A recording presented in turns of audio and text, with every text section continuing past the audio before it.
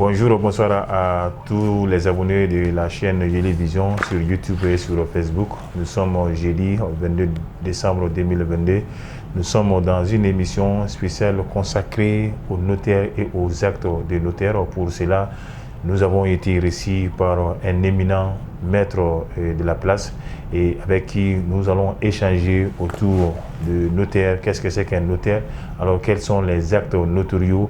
Et l'entretien ou encore l'interview va se dérouler autour de ça. Avant d'aller très loin, nous allons, dans un premier temps, alors vous présenter Maître Alkaïd Mahmoud Touré. Il fut aussi député de Diré. Alors, au cours de ce mandat, il a été aussi juge titulaire à la haute cour de justice. Au-delà de ça, il fut aussi rapporteur commission loi au niveau maintenant de l'Assemblée nationale. Donc c'est avec un éminent maître, comme nous avons si bien dit, que nous allons échanger. D'abord, bonsoir à vous, maître. Bonsoir, mon cher ami, comment allez-vous? Ça va, Dieu merci. Alhamdulillah. Alors, merci de nous avoir reçus dans votre bureau. Le plaisir est partagé. Voilà. Aujourd'hui, comme nous l'avons si bien dit, nous allons parler autour de notaires et les actes posés par le notaire. Donc, avant cette question, vous savez, au Mali, les notaires sont méconnus.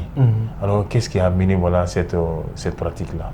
Bon, en fait, les notaires ne sont pas méconnus, mais en fait, le problème, c'est que les notaires ne sont pas nombreux. Et c'est absolument normal parce que le notaire, il gère des fonds, il gère des secrets. Donc, si tout le monde peut y avoir accès sans que ça soit contrôlé, ça peut poser énormément de problèmes. C'est pour cela on peut dire même que certains disent même que c'est en fait on dirait qu'il y a un barrage à l'accession à la profession de notaire, alors que ce n'est pas ça. C'est tout simplement une profession nouvelle et elle n'est pas aussi connue de tout le monde. Et puis ça se pratique au niveau peut-être des chefs-lieux de région. Donc ce n'est pas aussi répandu que ça, mais en dehors même de ça, ne peut pas être notaire qui le veut. Surtout que, vous voyez, quand vous gérez des fonds importants, vous gérez des secrets, bon, ce n'est pas donné à tout le monde. Donc la profession doit être encadrée. C'est la seule raison. Sinon, je crois qu'en dehors de ça, il n'y a pas d'autres difficultés. Mais ce n'est pas la même chose que les autres professions. Et les autres professions, notamment l'avocat, huissier, ce n'est pas la même chose. C'est un peu contrôlé parce que comme je vous l'ai dit, on gère des fonds énormes, on gère des secrets. Et sinon, la profession est connue par peut-être les intellectuels. Maintenant, aujourd'hui, elle est connue parce qu'il y a des opérations, il y a des actes que vous ne pouvez pas faire en dehors du notaire. C'est ce qui fera qu'aujourd'hui, la profession sera absolument très connue. Parce que tout le monde sait aujourd'hui que vous ne pouvez pas faire une vente sans que vous passiez chez le notaire. Voilà, on va arriver à ça. Voilà, donc la question est ça, c'est une profession encadrée qui doit être encadrée normalement en raison de les spécificités et surtout des fonds et des secrets qui sont gérés à ce niveau. Maître, merci beaucoup de ce commentaire, je voudrais dire. Alors, comme vous l'avez si bien dit, il n'est pas notaire qui il veut. Alors, nous, on veut savoir, c'est quoi un notaire? Bon, le notaire, c'est l'ordonnance numéro 23027 PRM du 31 décembre 2013 qui porte le statut de notaire. En son article 3, l'article 3 de la dite ordonnance définit le notaire comme un officier public et ministériel, institué à vie pour assurer le service public de la preuve. Institué à vie, ça veut dire que tant que vous avez la capacité de pouvoir gérer, de signer, donc il n'y a pas de limite. Donc ça veut dire que vous allez arrêter quand vous ne le pouvez plus. Le notaire n'a pas de retraite? Non, il n'y a pas de retraite. Ça c'est donc pour assurer le service public de la preuve. À ce titre, il reçoit tous les actes, je dis bien tous les actes et contrats auxquels les parties doivent ou veulent donner le caractère d'authenticité attaché aux actes de l'autorité publique et pour en assurer la date, en conserver le dépôt, en délivrer des grosses expéditions et extraits. Dans cette définition, vous voyez, il reçoit tous les actes et contrats auxquels les parties doivent ou veulent, le devoir ça veut dire obligé. Vouloir, c'est accepter soi-même. C'est ça. Oui. Donc, ça veut dire que en suivant les termes de la définition, vous comprendrez qu'il y a des actes qui sont forcément notariés, sinon ils sont nuls. Et tous les autres actes que vous voulez soumettre à la profession du notaire, bon, ces actes-là, c'est vous qui décidez, à l'amiable de le faire.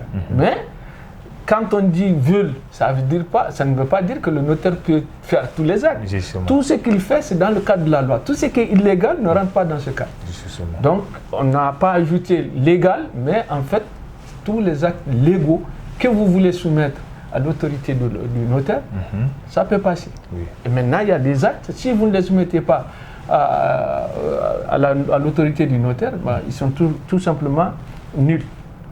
C'est pour cela que les notaires sont protégés par la loi dans l'exercice de leur fonction et à l'occasion de l'exercice de leur fonction. Voilà. Donc, il y a deux catégories d'actes, les actes obligatoirement notariés et les actes que les parties veulent elles-mêmes soumettre à l'authenticité du notaire. C'est tout. Voilà. L'authenticité, c'est toutes les conditions requises, pour qu'un acte soit valable. Voilà. C'est ça. Parce que quand on dit authenticité, par exemple, si vous faites un acte notarié, il faut absolument que les parties signent. Ça, c'est la première condition. Il faut que ça soit enregistré. Et il y a des droits. Il y a des droits qui sont perçus. Donc, si vous voyez le notaire ou même un fiscaliste, il perçoit des impôts au compte de l'État. Voilà. Ça, c'est la définition du notaire. Maintenant, vous avez dit comment devenir notaire. Oui, justement. Voilà. Donc, comment devenir notaire, c'est tout simplement les conditions d'accès à la profession de notaire. Bon, l'article 7 dit que tout aspirant à la fonction de notaire est soumis à un stage. L'admission au stage s'effectue soit par voie de concours, soit sur titre. Les candidats admis au stage à la profession de notaire peuvent le titre d'aspirant notaire. Article 8. Tout candidat au concours d'admission au stage de notaire doit être titulaire d'une maîtrise en droit privé ou d'un diplôme réglementairement considéré comme étant de même spécialité et d'un niveau au moins équivalent. Être de nationalité malienne ou ressortissant d'un État accordant la réciprocité. Jouir de ses droits civils et être de bonne moralité. Être au moins âgé de 21 ans révolu. Donc, article 9, en fonction des charges à pourvoir, parce que chaque fois qu'un concours est organisé, il y a un nombre, c'est comme à la fonction publique. Justement. Quand on organise un concours, il y a les postes à pourvoir par catégorie. Donc, en fonction des charges à pourvoir, l'ordre des notaires propose au ministre chargé de la justice le nombre de places d'aspirants notaires mises au concours. Un arrêté du ministre chargé de la justice fixe l'organisation et le programme du concours de recrutement des aspirants notaires après avis consultatif de l'ordre des notaires. Article 10. En cas d'organisation de concours conformément au programme, conformément à l'article précédent, seront admis sur titre. Parce qu'on peut être admis aussi sur titre dans la proportion de 30% des places mises en compétition et par priorité. Les titulaires du diplôme supérieur de notariat, parce qu'il y a des écoles qui forment des notaires. Donc il y a un diplôme supérieur de notariat, donc 30% sont réservés à ces catégories. Et les titulaires d'un diplôme de 3e cycle de spécialité notariale.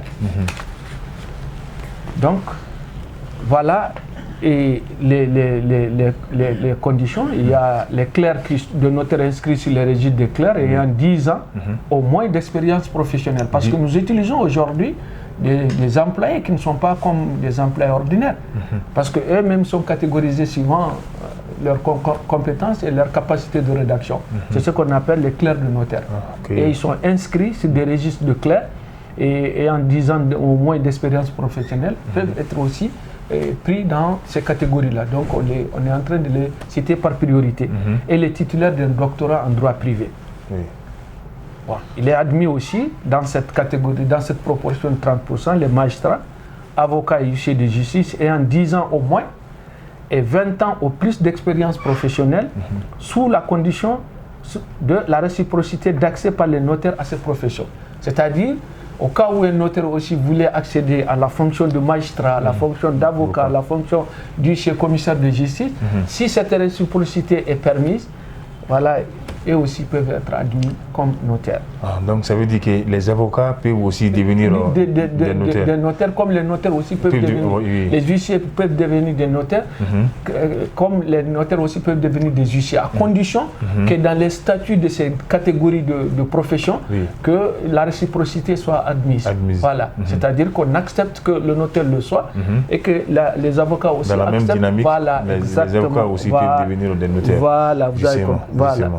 Donc, et ensuite, l'aspirant notaire est placé sous le contrôle de l'ordre des notaires. Donc, la formation professionnelle des aspirants est assurée par l'Institut national de formation judiciaire. Sinon, dans le temps, c'est l'Institut national de formation des magistrats. Maintenant, c'est l'Institut national de formation judiciaire en collaboration avec le notaire. Donc, ça forme et les avocats, et les notaires, et les magistrats, et toutes les professions. Donc maintenant, c'est pour cela qu'on l'a dénommé Institut national de formation judiciaire.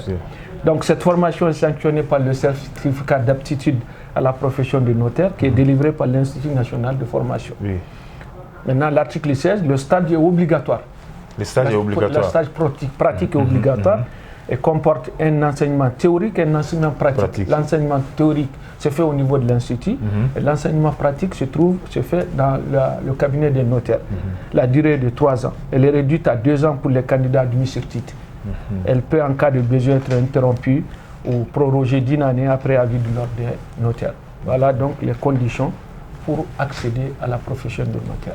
Oui, effectivement, maître, au cours de votre intervention, vous avez parlé, généralement, vous dites que pour devenir un notaire, il vous faut un diplôme en droit privé.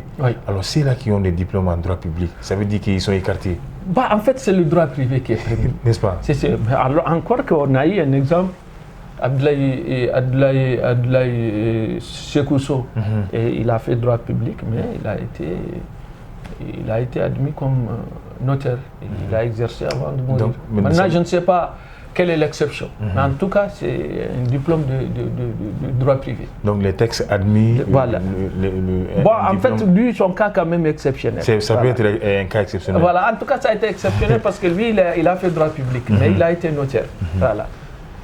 Alors, et quand on parle de notaire, il faut aussi parler de ses actes. Alors, quels sont les actes que les notaires doivent ou encore peuvent poser? C'est ce que je vous ai dit. J'ai dit d'abord, il y a 2 catégories d'actes. Les actes qui sont obligatoirement notariés, ce qui veut dire que si vous ne les faites pas sous forme notariée, ils sont nuls. Et les actes que vous voulez soumettre à l'acte notarié, et que ces actes-là doivent aussi être conforme à la loi, c'est-à-dire vous ne pouvez pas faire un acte notarié pour des gens qui vendent de la drogue, même pas. Voilà, pour des gens qui font du trafic d'enfants, ainsi de suite. Donc il faut que ça soit dans le cadre légal. Maintenant, donc, en dehors de ces 2 catégories, donc, il faut simplement dire d'abord que l'acte notarié fait foi en justice jusqu'à inscription de faux et est exécutoire sur toute l'étendue de la République du Mali. Ça veut dire que si vous voyez le notaire, il est un peu, on peut le confondre un peu avec le juge. À part que le juge, il vous oblige à venir chez lui, alors que chez nous, vous venez de vous-même. Où la loi vous oblige à venir. Parce que si vous voulez faire un acte qui est obligatoire notarié, vous êtes obligé de venir. Mais nous, on ne vous force pas. Mais vous êtes obligé, ne serait-ce que pour empêcher la nullité de l'acte. Mais dans les autres cas, vous venez à l'amiable, alors que le juge, lui, il vous oblige à venir. Mais toutes les décisions que le notaire fait sont exécutoires au même titre que les jugements. Vous pouvez délivrer la grosse. Donc vous n'avez pas besoin d'aller au tribunal pour ça. Un notaire fait un acte entre vous pour une reconnaissance de dette. Vous ne payez pas au délai, il vous délivre la grosse. Vous pouvez exécuter exactement comme le jugement.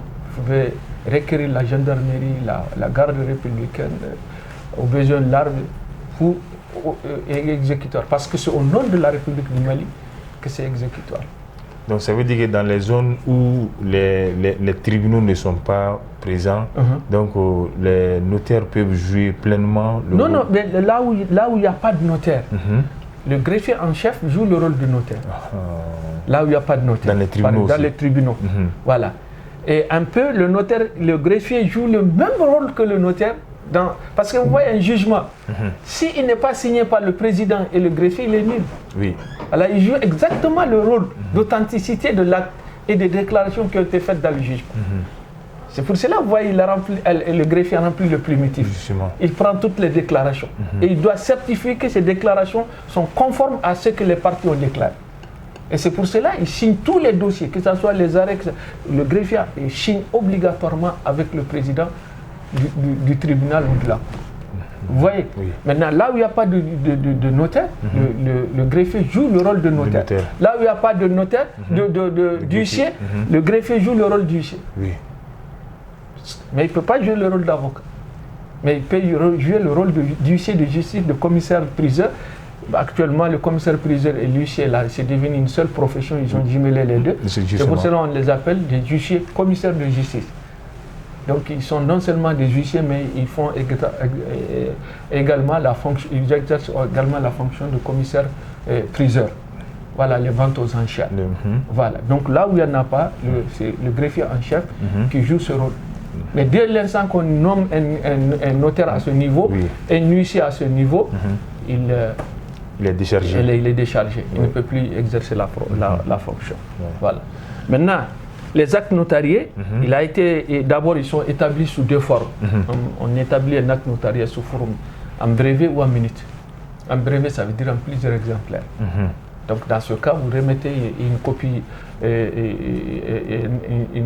une minute, un brevet, c'est-à-dire avec les signatures et tout, aux intéressés. Alors qu'en minute, vous gardez obligatoirement la minute, vous délivrez des expéditions et des extraits.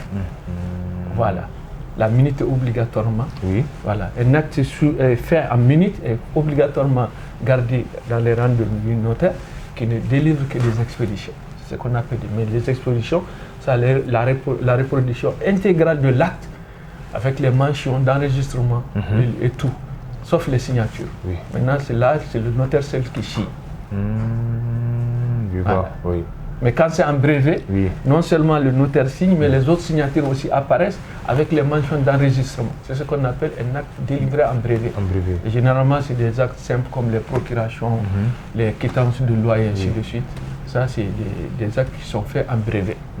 Mais il faut le comprendre aussi, compte tenu même de la difficulté de la succession, tout ce qui est relatif à la succession, même si c'est une procuration, c'est en minute. Pour la succession, pour éviter les problèmes. Voilà. Maintenant, sont obligatoirement notariés. Obligatoirement. Ça, c'est les actes qui sont obligatoirement notariés. Ça, c'est les libéralités. Donc, au-delà des cabinets de notaires, donc il n'y a pas d'autres possibilités. Non, ceci-là, si vous ne le faites pas chez le notaire, il est nul. Il est nul. Voilà, c'est ce qu'on appelle, c'est toutes les libéralités. Quand on dit libéralité, ça c'est les termes juridiques, c'est les donations. Que ça soit entre vifs, c'est-à-dire des personnes qui vivent, qui se font des donations, qui doivent aussi respecter des normes, ou bien si c'est dans un testament. Ça c'est obligatoirement notarié. Et les donations se font généralement avec le notaire et deux témoins. Maintenant, le testament, c'est le notaire et deux témoins ou deux notaires. Les notaires peuvent prendre un testament authentique. Parce que le testament mystique et le testament holographe, ça, vous déposez seulement au rang des minutes du notaire. Il n'intervient pas dans la rédaction. Voilà. Maintenant, en dehors des libéralités, il y a le contrat de mariage. Quelqu'un qui veut faire, par exemple, aujourd'hui, le régime légal au Mali, c'est la séparation des biens. Maintenant, celui qui veut faire un contrat de mariage communauté des biens, vous êtes obligé d'aller chez le notaire. Et il y a les actes constitutifs ou translatifs de droit réel immobilier, c'est-à-dire tout ce qui concerne les hypothèques, les gages. Voilà. Les droits réels immobiliers, quand vous voulez donner une maison en gage, à une banque, vous voulez faire une hypothèque, ça c'est obligatoirement notarié. Et enfin, les actes, et surtout tous les actes de vente. Aujourd'hui, pour que vous puissiez faire le transfert d'une lettre d'attribution d'une concession urbaine ou rurale d'habitation d'un titre foncier, vous êtes obligé de passer chez le notaire.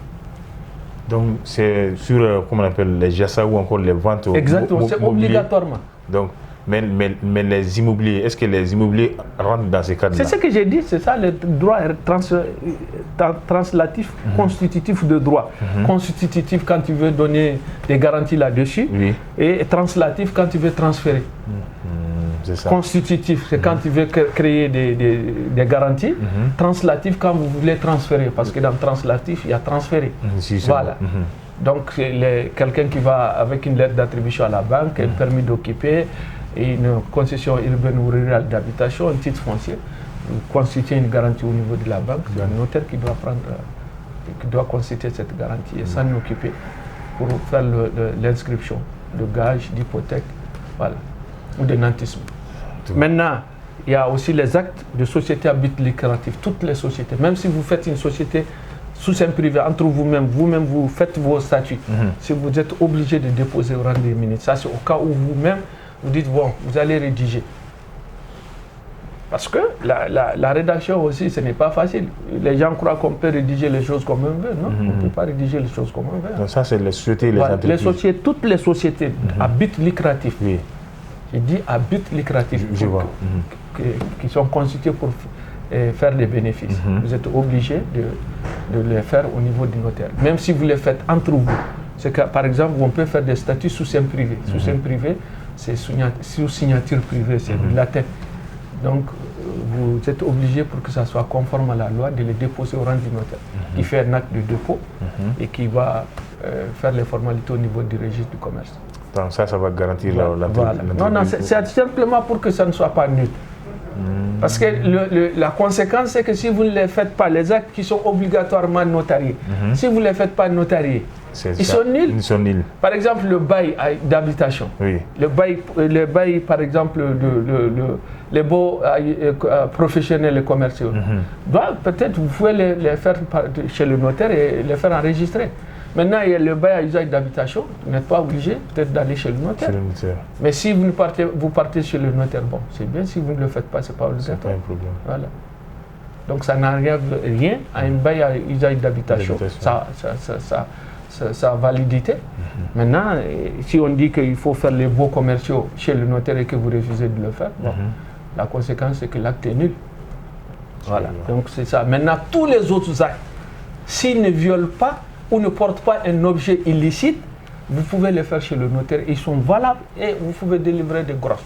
Si vous ne les exécutez pas, s'il y a des obligations dedans. Voilà. Alors, Maître, aujourd'hui, et déjà après toutes ces explications, je pense au Mali. Alors, comment se comporte aujourd'hui le cabinet de notaire au Mali aujourd'hui, selon vous? En fait, bon, on peut pas donner une appréciation, mais c'est comme partout dans le Mali, partout au niveau de toutes les professions. Il y a absolument des tares. C'est logique, c'est des travaux d'hommes.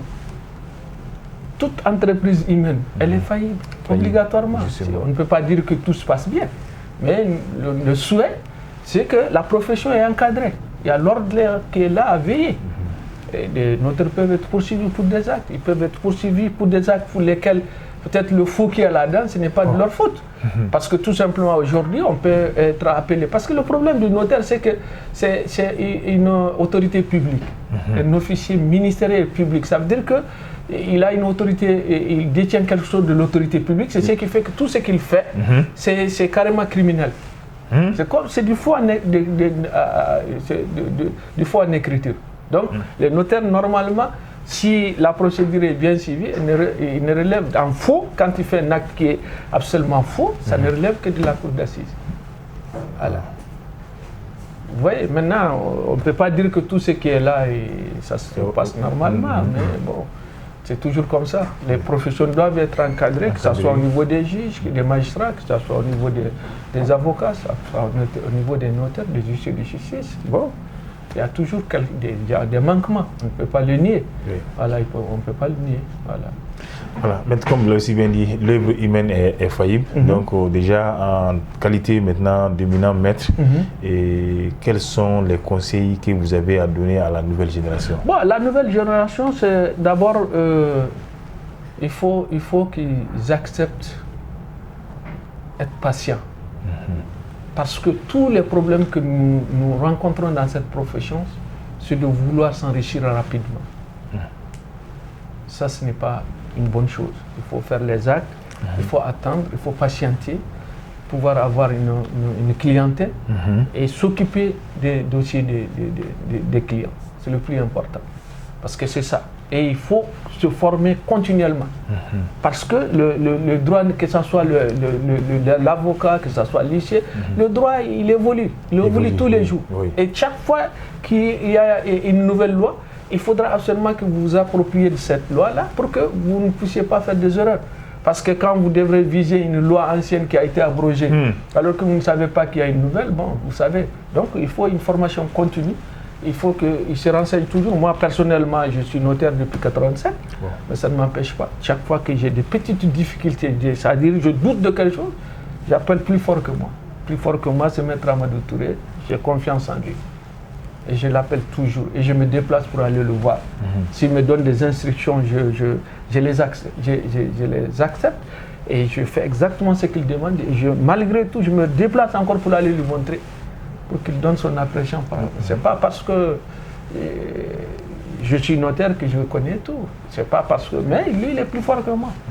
Voilà. Maintenant, les gens n'acceptent pas ne pas connaître tout. Ça, c'est un défaut. Il faut accepter que tu ne connais pas quelque chose. Il faut accepter que tu peux te tromper dans une appréciation, dans une analyse. Donc, demande plus fort que toi. Ça, bon, donc, les jeunes, ce qu'on leur conseille, c'est tout simplement qu'ils acceptent d'approcher toujours les anciens, qu'ils acceptent aussi de faire des formations continues et puis de toujours s'améliorer. Et surtout de créer un climat d'être honorable quoi, dans tout. Parce qu'en fait, même quand vous voyez le statut de notaire dans la déontologie, on doit être honorable et au bureau, et à la maison, et dans la rue. Oui. Voilà. Alors, maintenant, vous avez posé une autre question par rapport aux avocats, s'il y a une différence entre le notaire et l'avocat. Voilà, j'ai dit, oui, il y a une grande différence entre l'avocat et le notaire, parce que le notaire est un officier public et ministériel, alors que l'avocat est un auxiliaire de justice. Est-ce que vous savez que dans des dossiers criminels, même quand l'inculpé n'a pas d'avocat, on est obligé, l'État est obligé de lui trouver un avocat. C'est ce qu'on appelle les avocats choisis d'office, qui ont été choisis d'office comme ça. Mais c'est l'État qui les paye. Parce que dans des affaires criminelles, un inculpé a obligatoirement un avocat. S'il n'a pas le moyen de le faire, l'État a l'obligation de le faire. Donc c'est l'État qui assure... paye, celui qui peut payer son avocat, il paye. Mais quand le monsieur n'a pas les moyens de payer un avocat, l'État paye. Un avocat pour l'assister. Oui. Et vous savez que dans ces cas, si les avocats refusent d'assister des inculpés, il n'y aura pas de procès. Donc c'est des auxiliaires de justice. Oui. Voilà. Et l'avocat, c'est des auxiliaires de justice. C'est la loi 94-042 du 13 octobre 1994 qui porte création et organisation de la profession d'avocat. L'article 8, les avocats sont des auxiliaires de justice. Voilà. L'article 11, les avocats ont seule qualité pour plaider. C'est eux seuls qui ont le droit d'aller à la barre pour défendre quelqu'un. C'est ça pour plaider. Oui. Voilà. Ce qui veut dire qu'aujourd'hui, même faire une plainte au niveau du tribunal, voilà, il faut obligatoirement dans beaucoup de matières passer par l'avocat. Parce que c'est eux seuls qui ont le droit de plaider. Mais même les notaires aussi passent par les avocats. Obligatoirement, tu n'as pas le choix. Donc ils peuvent postuler, représenter les parties en toute matière devant les diverses juridictions. Ils ont également le droit de faire et de signer les actes nécessaires à la procédure dont ils ont la charge et à l'exécution de décisions de justice. C'est-à-dire, il y a tous les actes qui leur permettent de suivre normalement leur procédure, ils ont le droit de les signer. Oui. Voilà. L'article 12, il dit en matière de gestion des affaires d'autrui, les avocats sont habilités à rédiger tous les actes sous seing privé. Je dis sous seing privé, à la différence des actes notariés. et représenter les particuliers dans les opérations et actes de la vie civile et commerciale, procéder à des règlements pécuniaires, donner aux administrations et aux particuliers à titre principal des consultations juridiques en toute matière sur l'existence ou l'inexistence d'une législation, son interprétation, l'indication de la procédure à suivre en vue de la défense, du recouvrement ou de la jouissance d'un droit ou l'exécution d'une obligation, notamment lorsqu'elles sont exigées par les organismes de financement. C'est-à-dire les avocats peuvent conseiller et indiquer une procédure à suivre dans un dossier aux administrations publiques et aux particuliers. Voilà, donc voilà la différence. La différence d'abord que le notaire est un officier public et ministériel et qu'il n'y a aucun autre rapprochement avec la justice, à part que les actes qui sont là-bas peuvent faire l'objet d'accusations au niveau pour faux, au niveau des tribunaux. Voilà, c'est tout. Alors que l'avocat, lui, c'est un auxiliaire de justice qui intervient dans l'exécution, dans le déroulement même des procédures judiciaires. Voilà. Donc voilà la différence. Alors, vraiment, nous saluons ici Maître de nous avoir accepté dans son cabinet pour échanger autour de notaires et les actes posés par les notaires. Alors, pour rappel, nous étions avec Maître Al-Kaïdi Mamoudou Touré, pardon, et il fut aussi rapporteur commission de loi. Donc, au-delà de ça aussi, il fut juge titulaire de la Haute Cour de justice et député aussi de Diré. Nous remercions ici Maître et nous remercions toute son équipe de nous avoir reçus dans leur cabinet pour ce temps d'entretien. Merci à nos auditeurs et aux auditrices. Merci à Saboli Touré qui était aux caméras. Et merci à toute l'équipe de Yéli Vision.